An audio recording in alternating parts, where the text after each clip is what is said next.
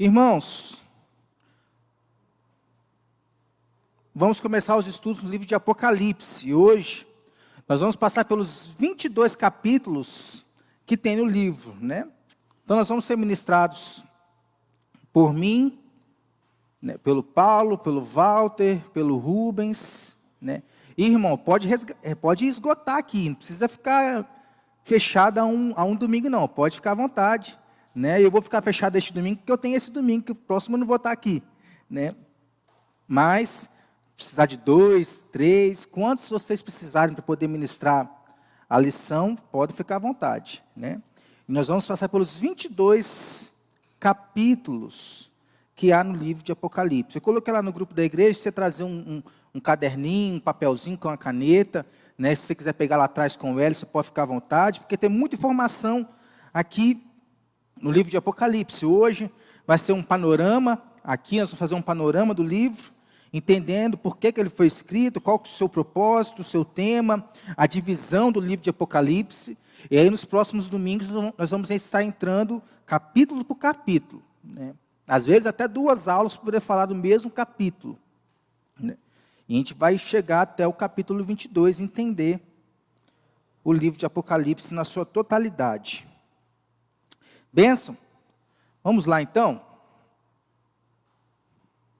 O livro de Apocalipse é um dos mais difíceis livros de ser interpretado, né? A gente parece que tem medo do Apocalipse, né? Porque fala do fim, fala da escatologia, o escatom de Deus, né? As últimas coisas, né? Mas se nós pegarmos para ler o livro de Apocalipse, nós vamos ver que ele é formoso, no seu estilo, no seu propósito, no seu significado. Há uma formosura neste livro, né? E por que nós vamos estudar o livro de Apocalipse? É estudar por estudar? Não.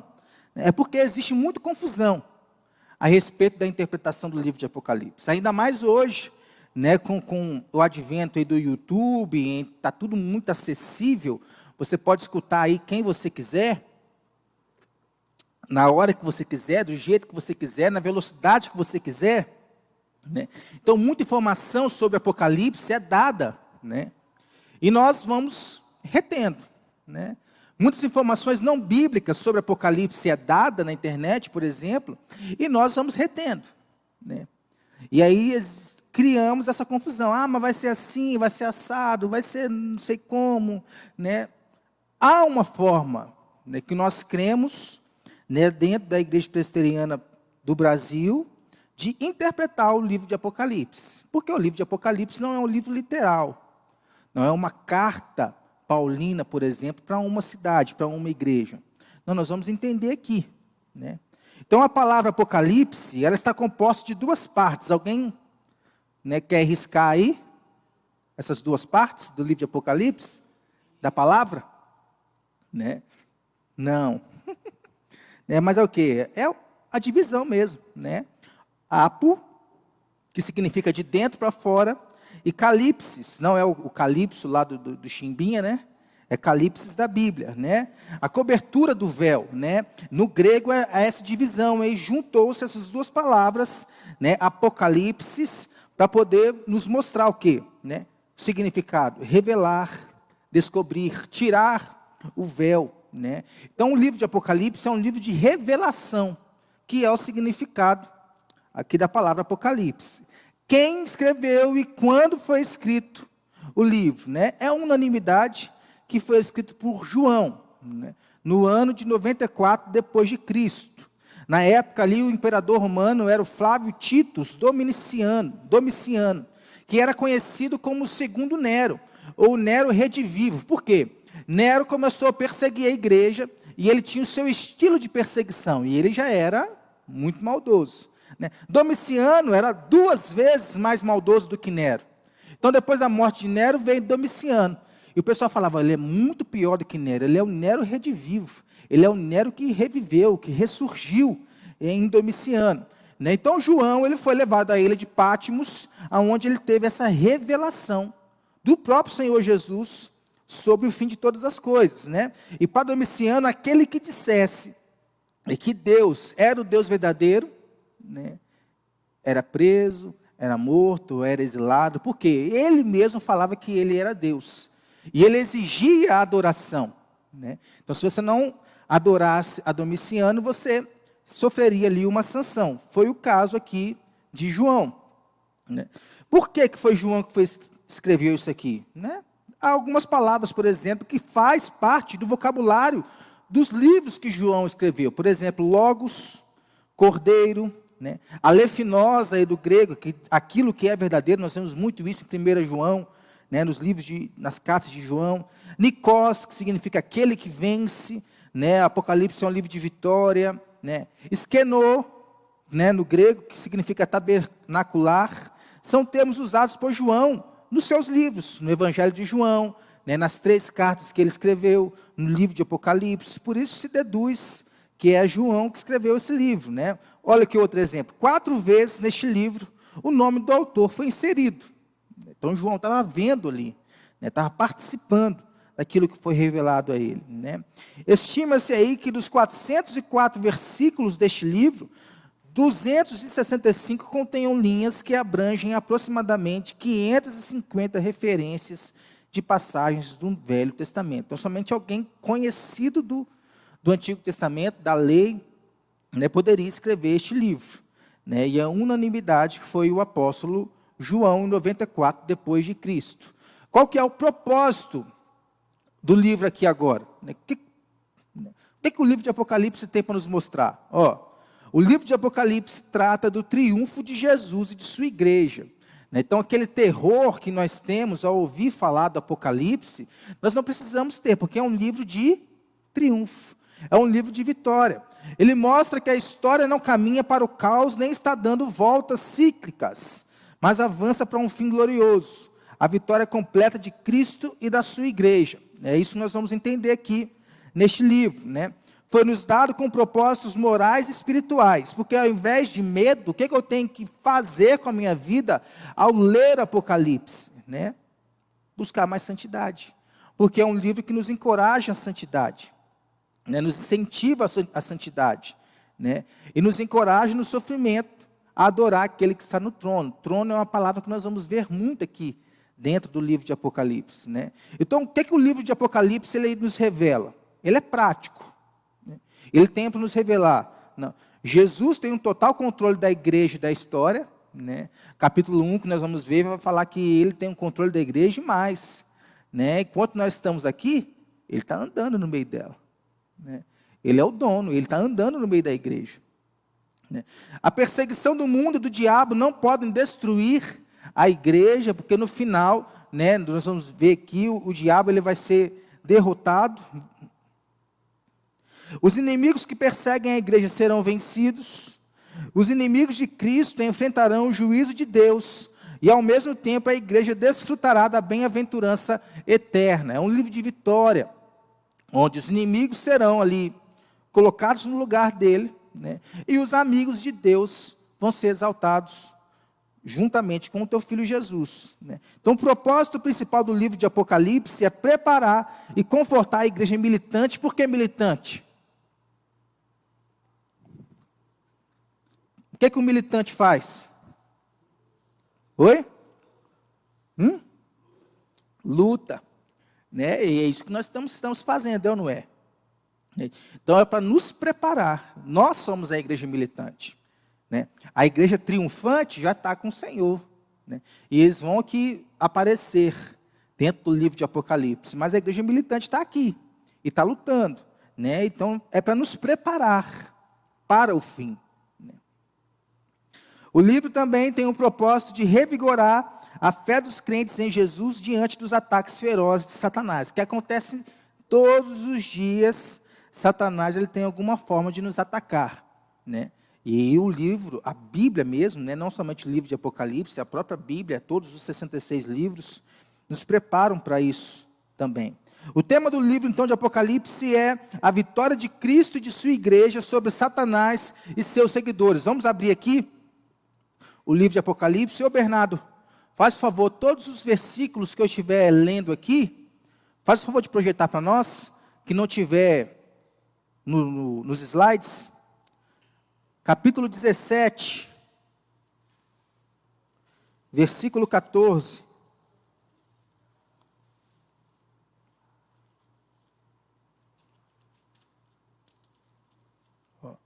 Pelejarão eles contra o Cordeiro, e o Cordeiro os vencerá, pois é o Senhor dos senhores e o Rei dos reis. Vencerão também os chamados, eleitos e fiéis que se acham com ele. Quem são esses aqui? Somos nós. É a igreja, é o tema do livro de Apocalipse. Cristo é sempre apresentado como vencedor e conquistador. Nós vamos ver aqui, tem algumas referências bíblicas que você pode acompanhar. Jesus, nós vamos ver aqui triunfando sobre a morte, sobre o inferno, sobre o dragão, sobre a besta, sobre o falso profeta, sobre a Babilônia, sobre os ímpios, que são tudo inimigos do próprio Cristo. Ele vai vencer todos. A igreja perseguida ao longo dos séculos, mesmo suportando o martírio, é vencedora. Então, os juízos de Deus mandados para a terra são uma resposta de Deus às orações dos santos. Vamos ver aqui, capítulo 8, versículo 3. Houve ali a época de que a história nos diz aí que os homens estarão no céu primeiro que as mulheres, porque vai haver meia hora de silêncio, Paulo? João relata isso aqui no versículo 1. E aí no versículo 3, veio outro anjo e ficou de pé junto ao altar com o incensário de ouro. E foi-lhe dado muito incenso para oferecê-lo com o quê? As orações de todos os santos sobre o altar de ouro que se acha diante do trono. Então os santos estão lá orando. Eles estão lá orando. E um dia a oração deles vai ser respondida. É na vitória da igreja. O livro de Apocalipse pode ser sintetizado em 10 características básicas. Vamos passar rapidamente por elas aqui. É um livro centrado na pessoa de Cristo, porque mostra para nós a grandeza, a glória de Cristo em todo o seu livro. É um livro aberto, porque João recebeu em Apocalipse 22:10 a ordem de não selar este livro. Por quê? Porque o povo de Deus necessita da mensagem que ele contém. Nós vamos ver aqui no final o que diz o versículo 3.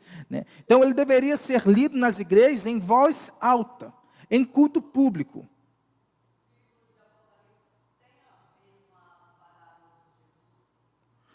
Comparações, porque as parábolas de Jesus não eram literais. O livro de Apocalipse também não é literal. Então dá para você fazer uma cruzada aí entre as parábolas e o livro de Apocalipse, até porque algumas das parábolas apontavam para o fim também. Mateus 24, Mateus 25, também apontam para o fim. Então, sim, tem uma referência com as parábolas de Jesus. Então, ele deveria ser lido porque era um rolo. O rolo, ele era aberto, não importasse o tamanho dele. Não tinha como você abrir o rolo, vou ler aqui só uma partezinha do rolo aqui. O rolo ele era aberto e era lido na igreja, por toda a igreja. Ele era lido em culto público. É um livro cheio de símbolos, porque para uns é misterioso, para outros não é. Os símbolos, o que significam no livro de Apocalipse? Janelas para os salvos, janelas abertas e fechadas para os ímpios. Se nós entendermos os símbolos que nós temos aqui no livro de Apocalipse, as portas do conhecimento, que nós vamos ver no final aqui, elas vão se abrir para nós. E aí nós vamos entender o Apocalipse, nós vamos entender as parábolas que Jesus usava, porque é cheio de simbologia. É um livro profético, a linguagem de Apocalipse, ela é profética, mas não no sentido de vidente, de futuro, não. É uma profecia que assegura a vitória de Cristo e da igreja sobre todos os seus adversários. No tempo em que a igreja estava sendo perseguida. Porque enquanto João está lá em Patmos, e recebendo e escrevendo, isso aqui a igreja está sofrendo. Muita gente sofrendo. Uns dizem ali que na época de Paulo, até a morte de Paulo, já eram aproximadamente 500 mil pessoas cristãs. Então Paulo morreu um pouquinho antes, o João foi o último a morrer, provavelmente aí no ano 100, 101 depois de Cristo.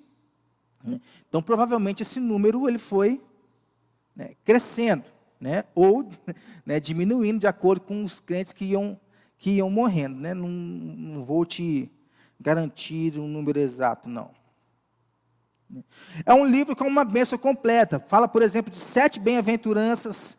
Né? O 7 aqui é uma das simbologias, vamos entender, porque é um número completo.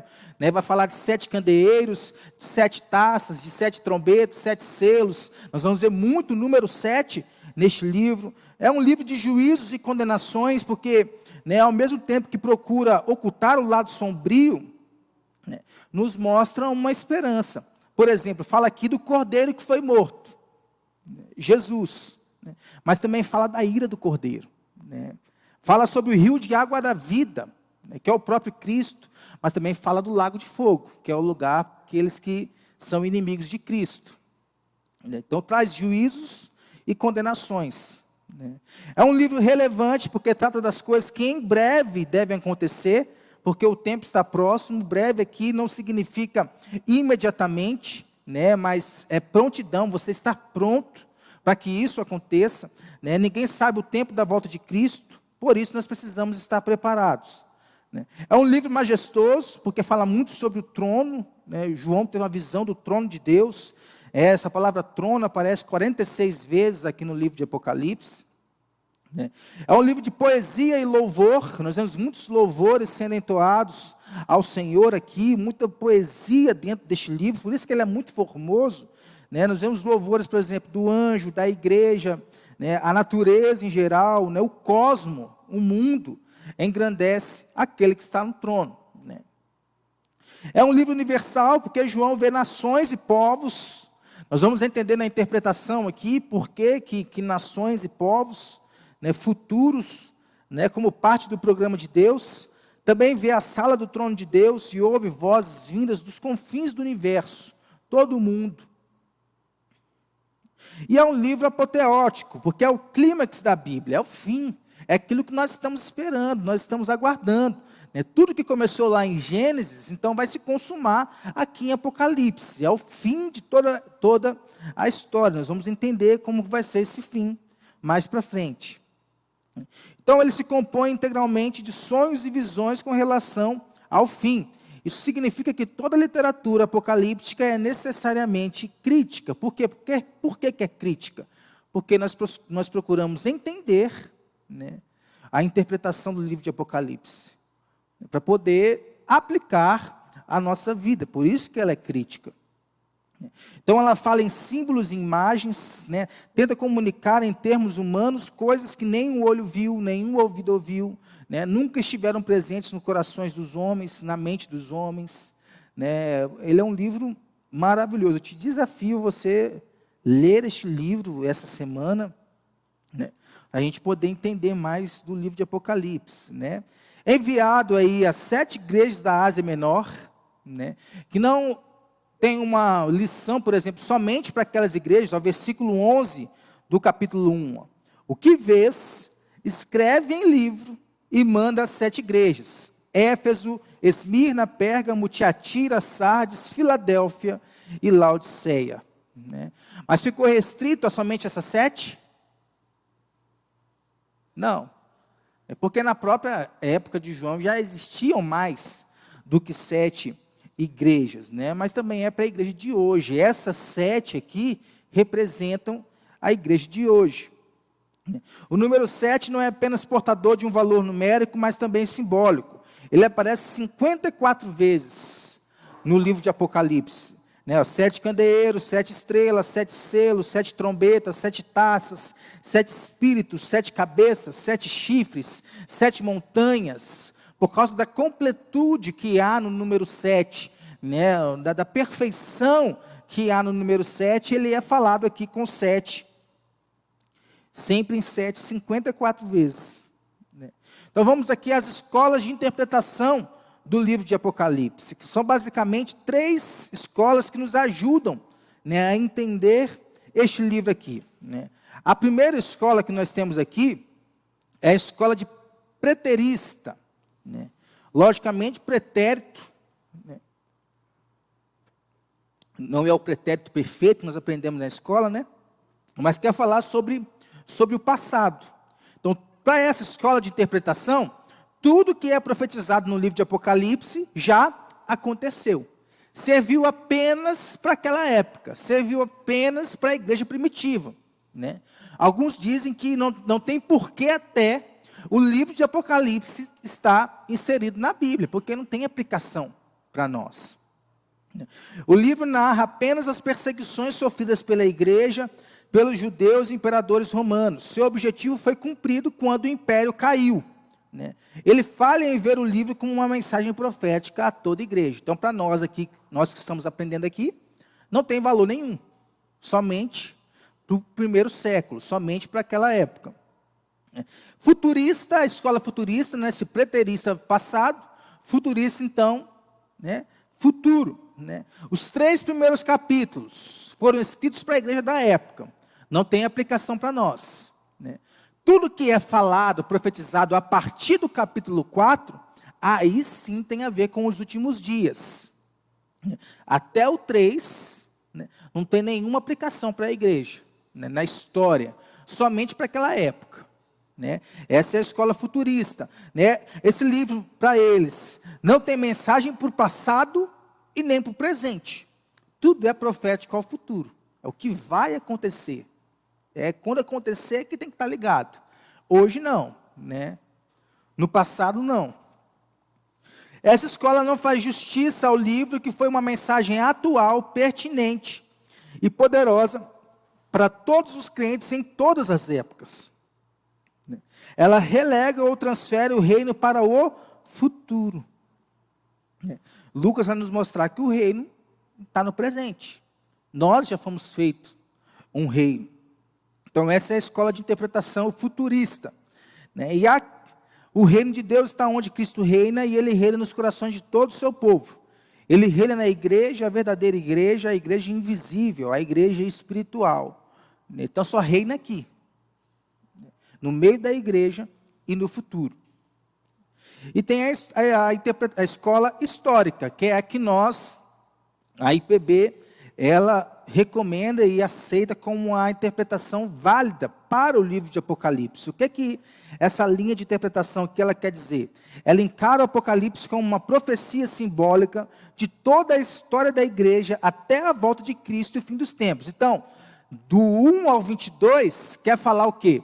Da primeira vinda, são acontecimentos que acontecem entre a primeira vinda e a segunda e única vinda de Cristo.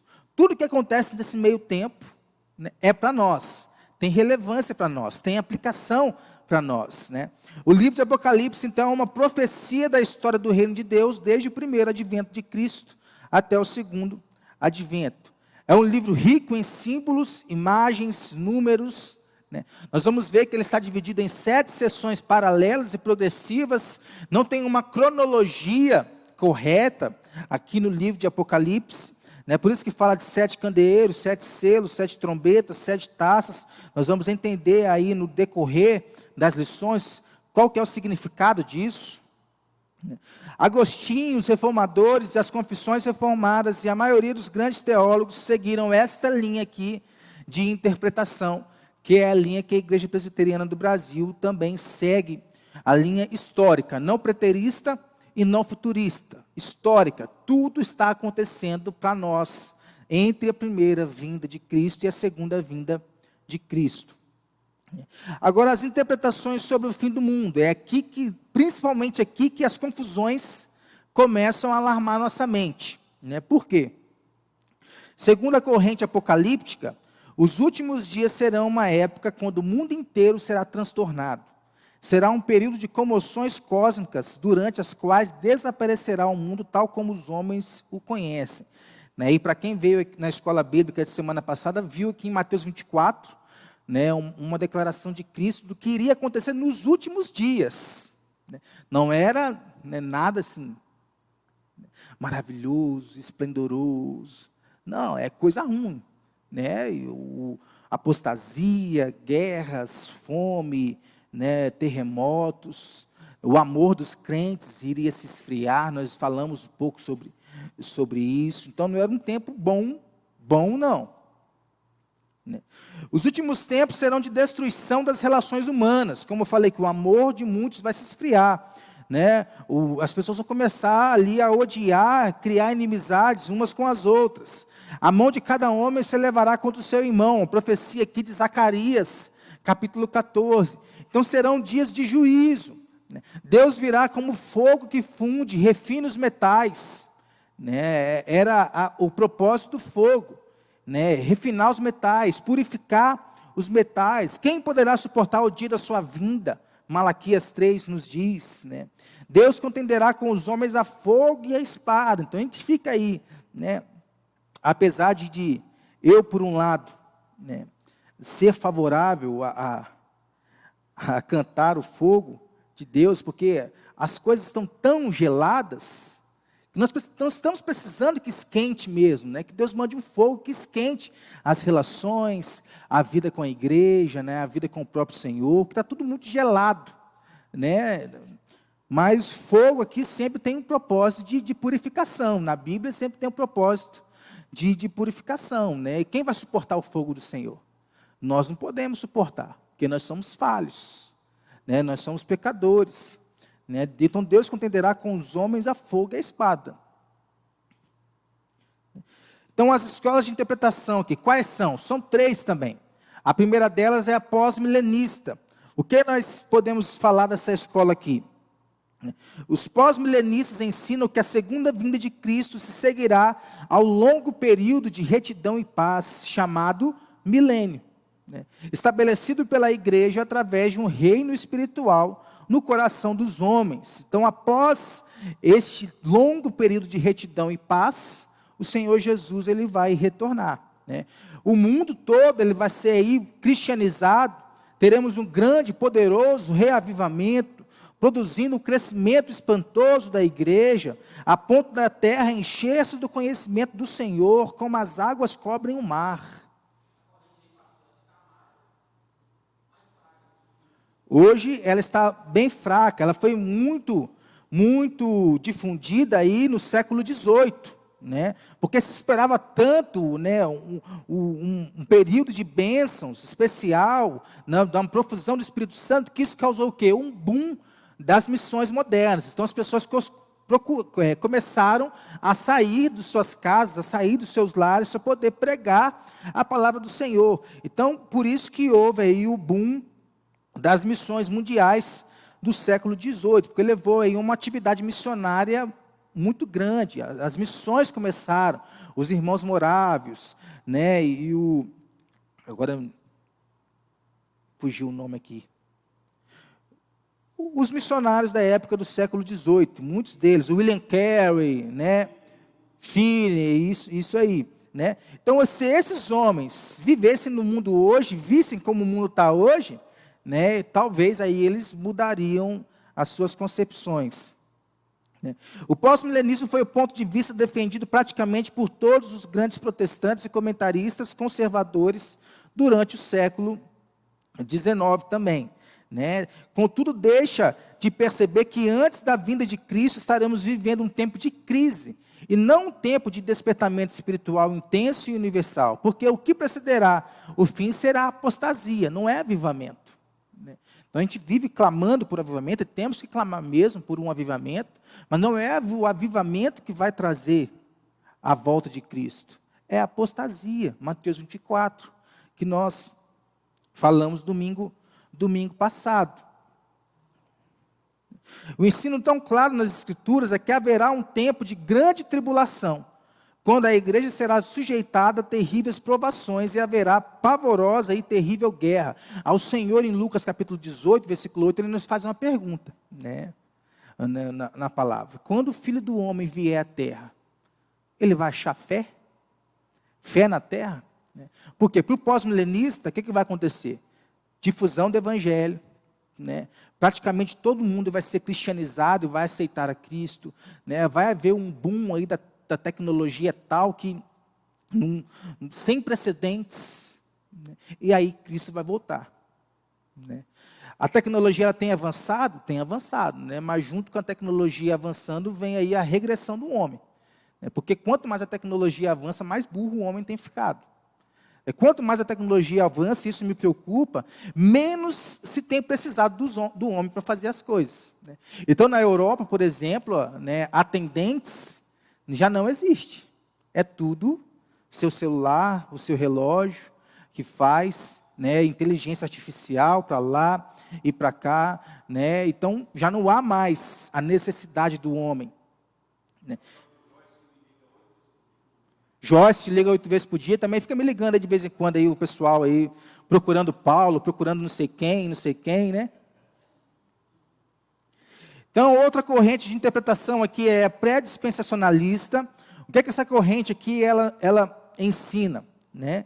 Ela é a corrente predominante no Brasil, principalmente no meio pentecostal e neopentecostal. Talvez você vendo aí algumas coisas sobre o pré-dispensacionalismo, você como é que é? Me fugiu a palavra aqui. Se identifica com essa corrente, porque entre os crentes do Brasil hoje, né, de 10, 8 ou 9 acreditam ser esta a visão correta. Então ela está bem difundida aí no Brasil, só que ela, das 3, ela é a mais nova. Ela tem 100 e pouquinhos anos só, que ela foi, né, criada e difundida, né? Então, para eles, a segunda vinda de Cristo não seguirá, mas precederá o milênio. Então, antes do milênio, a vinda de Cristo ela acontecerá. De que forma? A igreja sofrerá as mãos do anticristo. O anticristo vai aparecer e vai perseguir a igreja. Mas Cristo a salvará mediante a sua volta no fim da tribulação, né? Quando então destruirá o anticristo, livrará a sua igreja e trará o mundo ao fim, e inaugurará o seu reino milenar. Parece até uma história de filme, né? Você está lá no filme, as coisas estão acontecendo, vem o inimigo, te captura, né? Aí toda a história do filme ocorre, e no final vem o herói e te salva. Essa surgiu no século XIX, principalmente através de Nelson, né? Nelson fica difundido, porque, né, no século XIX ele já era vivo, né? Nelson Darby, né?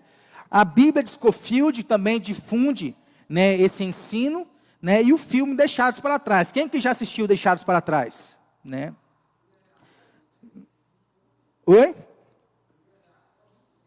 Vi os 3, né? Eu vi só o mais novo agora, do ano passado, né? É um filme que mostra aqui exatamente o que essa corrente ela ensina, né? Uma coisa que eu gostei do filme não foi nem um ensino aqui. Uma coisa que eu gostei do filme foi da forma em que eles recebiam o ensino, né, e passavam o ensino, né? A paixão que eles tinham de compartilhar aquilo que eles aprenderam. Paixão essa que nós, os crentes de hoje, perdemos, né? De compartilhar da mesma forma que eles compartilhavam, por mais que estavam compartilhando o ensino que não se adequa à Bíblia, né? Então, como que eles descrevem a vinda de Cristo? Da seguinte maneira, olha só. O reino de Deus ainda não chegou. Então, Cristo morreu, mas Ele não está reinando. Ele não está assentado no trono de Davi. Quando que Ele vai assentar no trono de Davi? Só quando o terceiro templo de Jerusalém ele foi reconstruído, né, segundo aí a profecia de Amós. Aí Ele vai sentar no trono, né, aí Ele vai estar no trono. E quando que isso vai acontecer? Depois do arrebatamento secreto e depois da grande tribulação. É o ensino aqui, né? Só que Lucas 17, 21, por exemplo, ó, Lucas 17, versículo 21, vai dizer aqui, ó, nem dirão, ei-lo aqui, ou lá está, porque o reino de Deus está dentro de vós. Então o reino de Deus já chegou. O templo já foi reconstruído. Eles não entendem que quando Jesus disse que o templo ia ser destruído e depois ia ser reconstruído, não era, né, a construção, né, volumosa e linda e glamurosa. Não. Era o reino. Era Ele mesmo. Não é isso. Não é mais um templo feito por mãos humanas. E agora esse reino está dentro de nós. Já foi reconstruído. Eles fazem uma distinção entre igreja e Israel, né? Por isso que há essa, né, alarmante, né, histeria por conta da guerra em Israel, porque para eles Israel é figueira, Israel é o relógio do mundo, né? Lá em Israel tem um grupo especial, né, de crentes, que depois do arrebatamento vai ser revelado, né? Os judeus vão ficar na terra, né? E se Israel que vai ficar na terra. Por isso que faz a distinção entre igreja, né? Só que a Bíblia não nos mostra isso. Deus não tem dois povos. Deus não tem duas esposas, né? Deus tem a sua noiva, é uma noiva só. Não tem distinção, né? Nós vamos falar aqui, né? Isso, né? Deus não tem dois povos. Israel hoje é o povo de Deus espalhado por toda, né, povo, língua, raça e nação, né?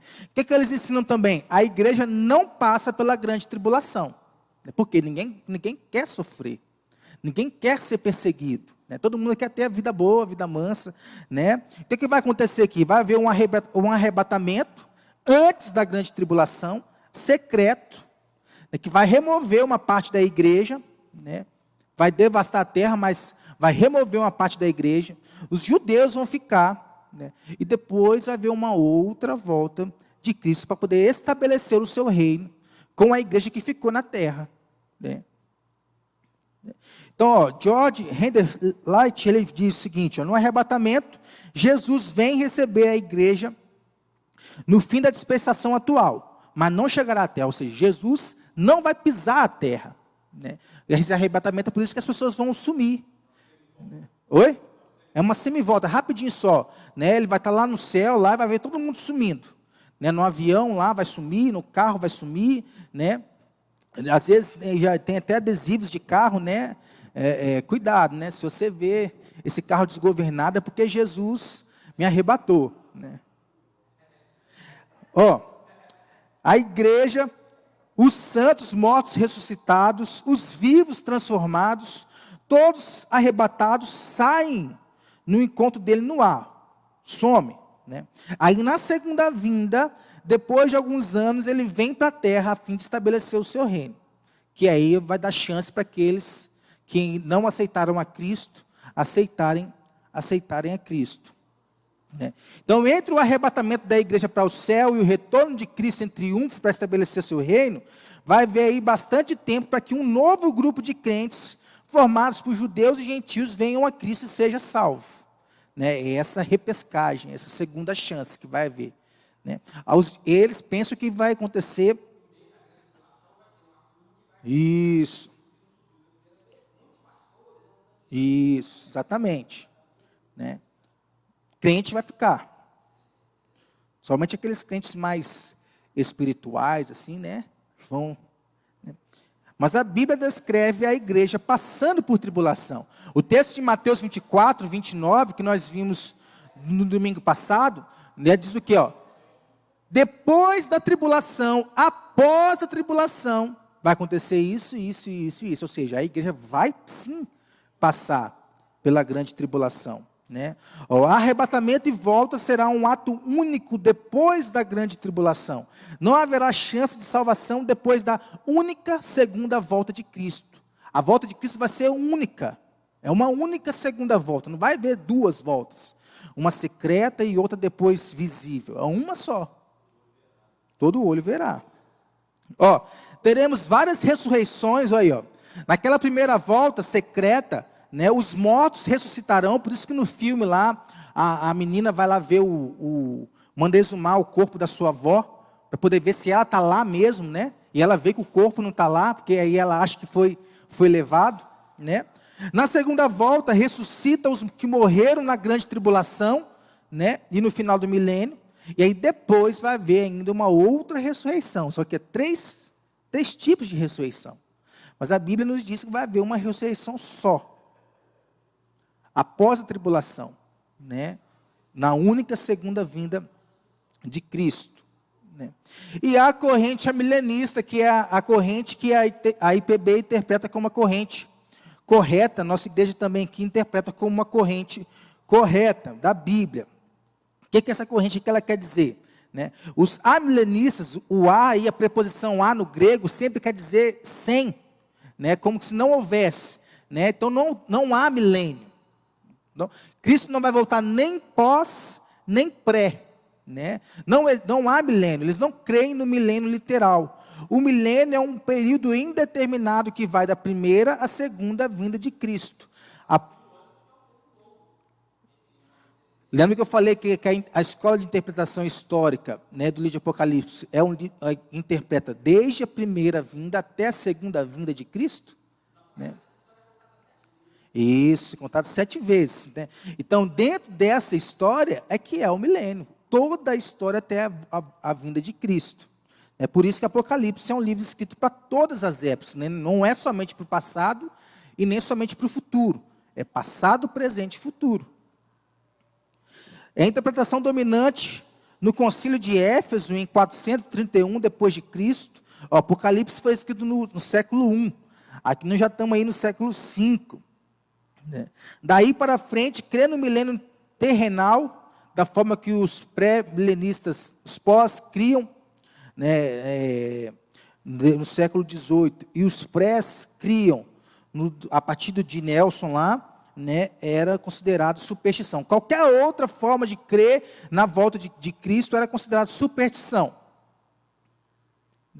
Mas consistentemente interpreta o livro de Apocalipse com integridade hermenêutica, através das suas simbologias, dos sinais, dos nomes, dos números, das cores, das criaturas. Então, tudo tem uma interpretação. Tudo tem uma interpretação correta. Há uma tensão dentro da primeira até a segunda vinda, né, do já e do ainda não, é que nós estamos vivendo. Né? Nós já estamos no reino, ele está dentro de nós, mas nós não vivemos o reino na sua plenitude. Quando é que nós vamos viver o reino na sua plenitude? Na volta de Cristo, na consumação final. Então nós vivemos essa tensão do já e do ainda não. Né? Cristo já reina, mas não de forma total, não de forma completa. Essa corrente diz que a volta de Jesus e arrebatamento são um evento único pós-tribulação. Né? Israel e igreja são o mesmo povo, não há distinção. Deus não tem duas esposas, dois povos, é um povo só. Né? O livro conta e reconta a mesma história 7 vezes, por isso que ele é dividido em 7 sessões. Essas 7 sessões, elas contam a mesma história de formas diferentes. Não tem lá os evangelhos sinóticos? Né? É a mesma coisa. É a mesma história contada de óticas diferentes. Por isso não há uma cronologia no livro de Apocalipse. Os 7 nós já falamos isso aqui, né? Bem-aventurados, 7 selos, 7 trombetas, 7 igrejas. Então a corrente pós-milenista, né? Cristo vai voltar depois do milênio, depois que o mundo for cristianizado, a tecnologia está aí já, né, voando alto, né? Está tudo paz, tudo amor. Aí então Cristo vai voltar. O pré-dispensacionalismo, né? Vai haver um arrebatamento secreto, as pessoas vão subir com o Senhor, vai ficar um grupo na terra, e depois alguns dizem 7 anos, né? E metade desse tempo vai haver outra volta de Cristo, né? E há a corrente amilenista. O milênio ele não é literal. Né? Nós não podemos interpretar o livro de Apocalipse de forma literal. Né? A volta de Jesus e o arrebatamento é um único evento, não há distinção entre Israel e igreja. Deus tem um povo só, uma noiva só, que está sendo preparada para o encontro com o noivo. O milênio mencionado em Apocalipse, porque tudo aí é em volta de Apocalipse 20. Né? Descreve o presente reinado das almas dos crentes falecidos que estão com Cristo no céu. Vai ser falado muito isso aqui lá na frente, né? Só para a gente poder ter um panorama. A prisão de Satanás está em efeito durante todo o período entre a primeira e a segunda vinda de Cristo. Então, o que está acontecendo com Satanás agora? Ele está preso. Ah, pastor, mas ele está agindo aí, ele está agindo preso. Os que estão presos não agem aí, não fica ligando para o Paulo aí 8 vezes por dia, né? É interpretação. O Satanás está preso, mas ele está agindo, ele tem os seus compassos aí para poder agir. Está de tornozeleira. Né? Então terminará pouco tempo antes da volta de Cristo, ele vai ser solto, e aí o negócio vai esquentar para o lado da igreja. Já está ruim, imagine solto, né?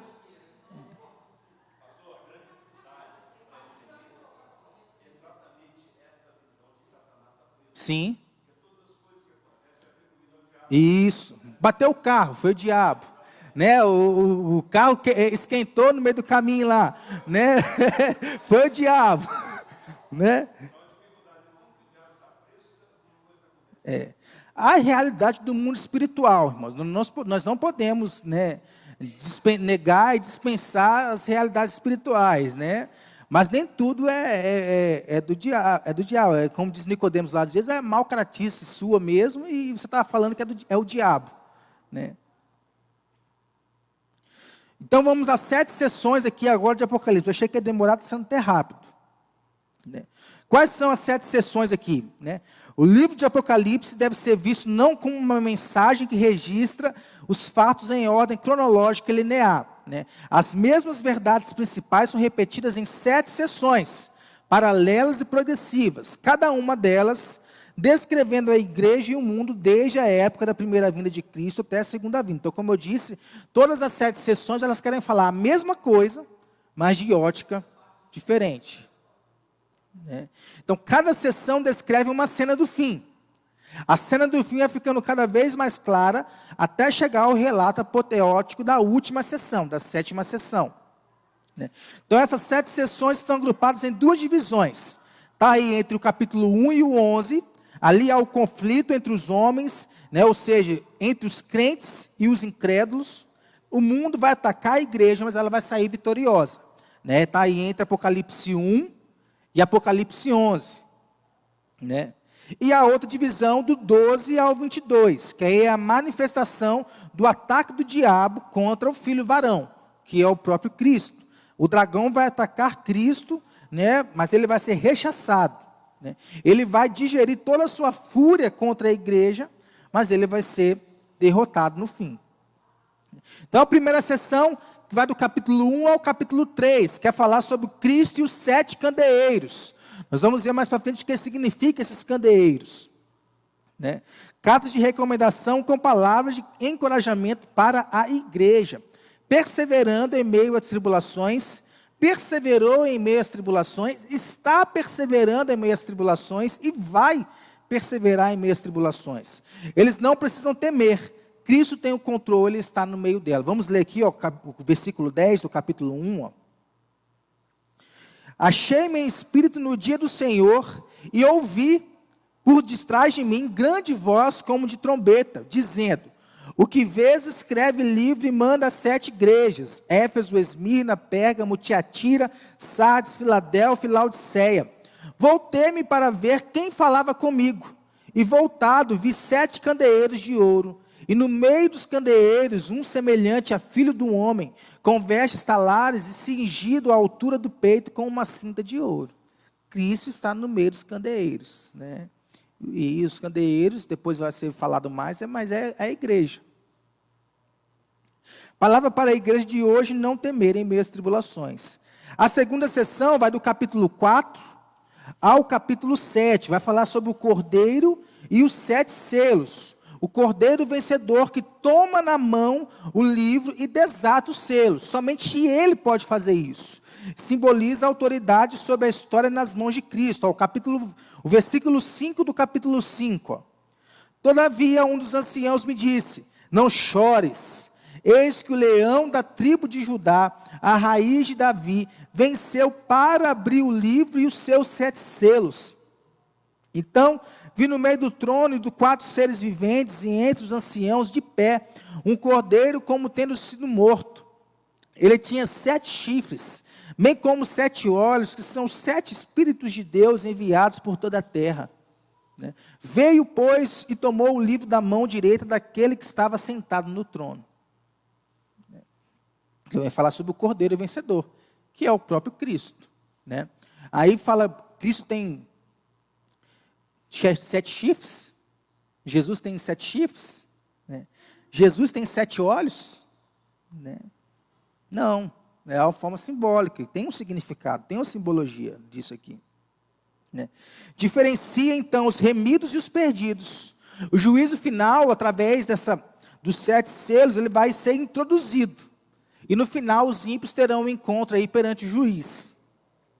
A terceira sessão vai aí do capítulo 8 até o capítulo 11, que quer falar das 7 trombetas, que começam a ser tocadas quando é desatado o 7º selo. Trombetas são avisos parciais do derramamento completo da taça da ira de Deus. Por isso que fala sobre 1/3 das águas, 1/3 da terra, é parcial. Capítulo 8, versículo 6. Isso. Então, os 7 anjos que tinham as 7 trombetas prepararam-se para tocar. O primeiro anjo tocou a trombeta e houve saraiva e fogo, de mistura com sangue, foram atirados à terra. Foi então queimada a 1/3 parte da terra e das árvores, e também tudo era verde, toda erva verde.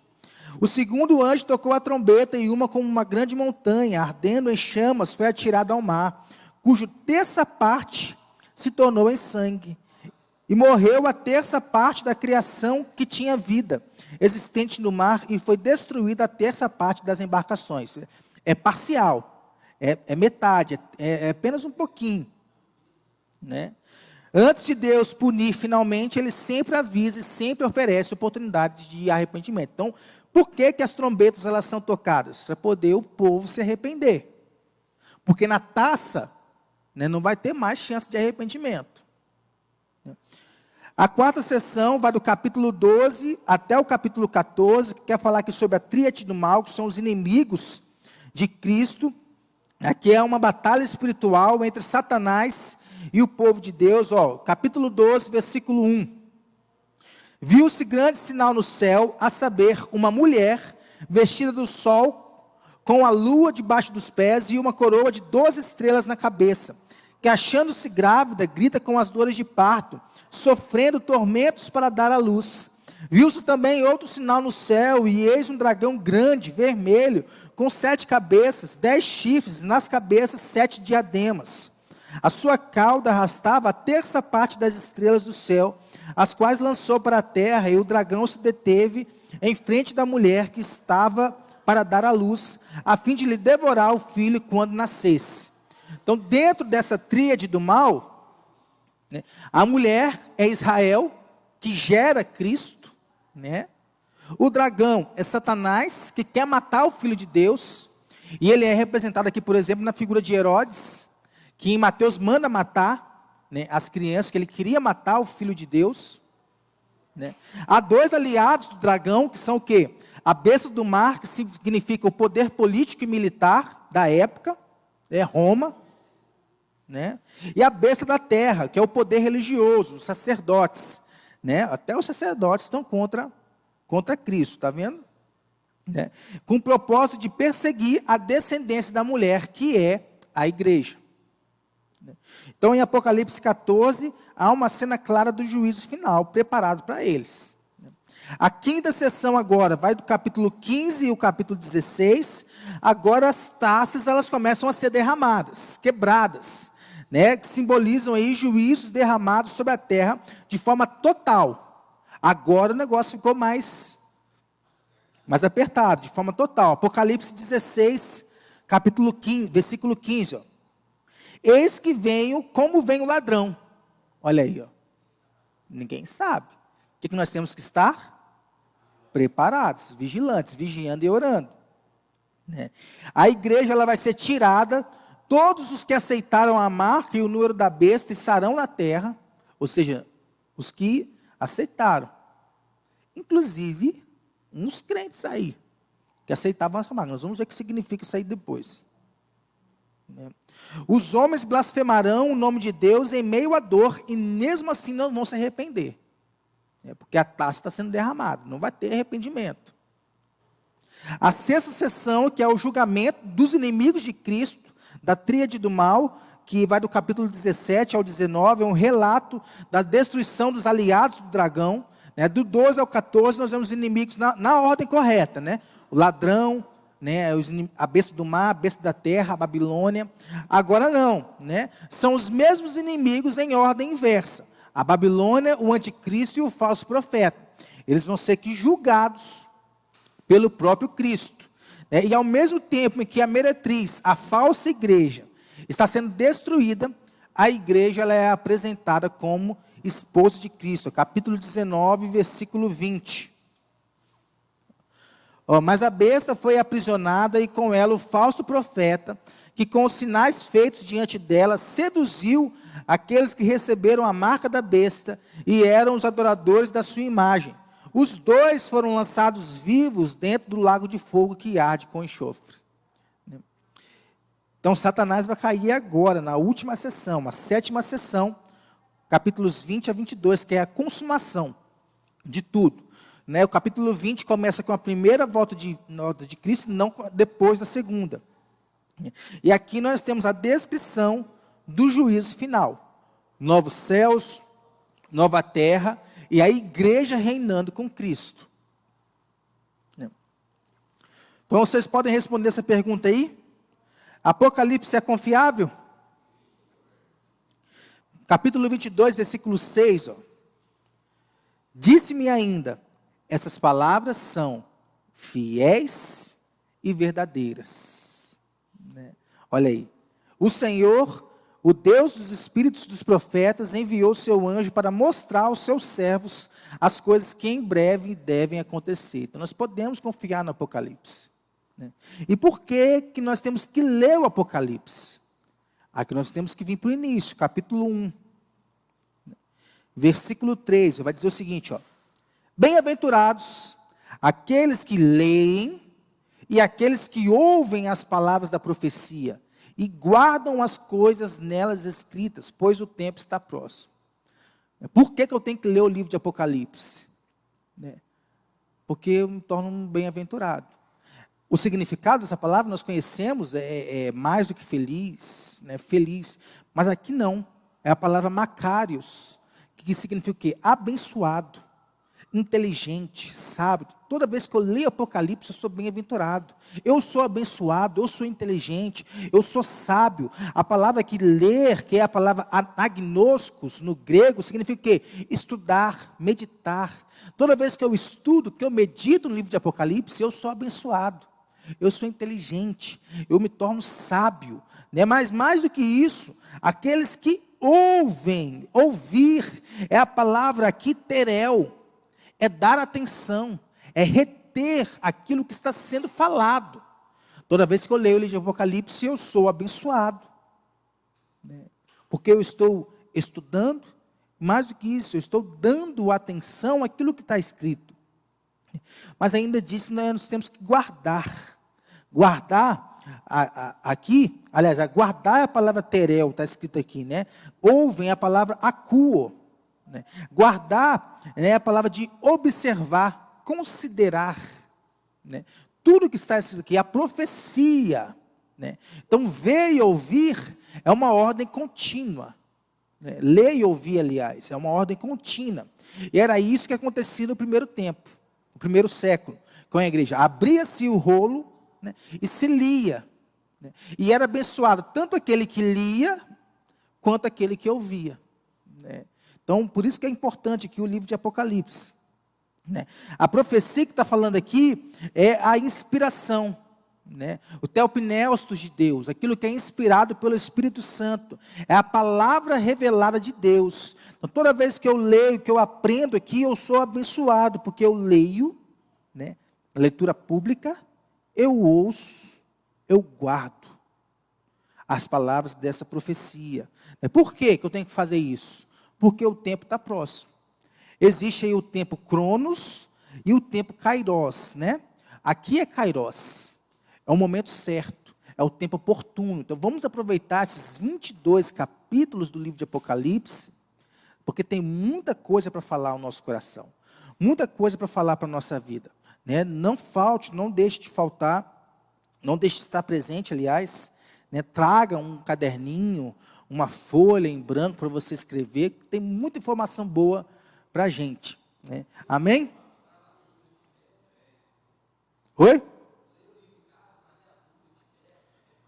Traz as dúvidas aí, Não tem para todo mundo, porque não essas lições aqui não é parte de uma revista, Eu que elaborei aí a apostila está grande, só a primeira parte tem mais de 200 páginas, Então o negócio está bem elaborado para o nosso aprendizado, Benção, vamos orar? Senhor, nós te louvamos, te bendizemos por esta manhã. onde o Senhor nos ensinou.